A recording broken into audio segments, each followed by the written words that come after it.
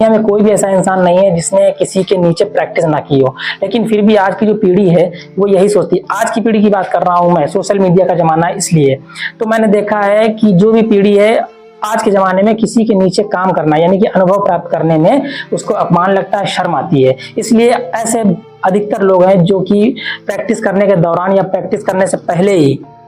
कुछ दिन जाते हैं और इसी अपमान की वजह से लौट आते हैं। मैं अपमान की बार बार बात क्यों कर रहा हूं? मैं अपमान की बात इसलिए बार बार कर रहा हूं क्योंकि क्या होता है कि आप जिस किसी भी सीनियर के अंडर में आप प्रैक्टिस करते हैं, मैंने देखा है, तो उसमें क्या होता है, आपसे सफाई करवाई जाती है, ऑफिस की सफाई करवाई जाती है, आपसे कहीं पानी लाने के लिए बोल दिया है, आपसे किसी ने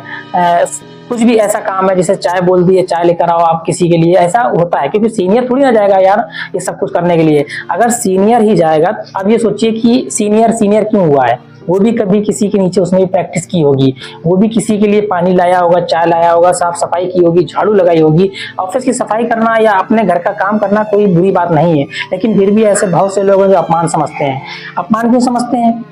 उसका भी रीजन है, क्योंकि समाज में ऐसे अशिक्षित और ऐसे कई लोग पड़े हुए हैं जो ताने मारते हैं। वो ताना क्या होता है, जैसे कि मैं किसी गाँव का रहने वाला हूँ या किसी शहर का रहने वाला हूँ, जिस बस्ती में जिस कॉलोनी में मैं रहता हूँ उसमें तमाम लोग जानते हैं मुझे,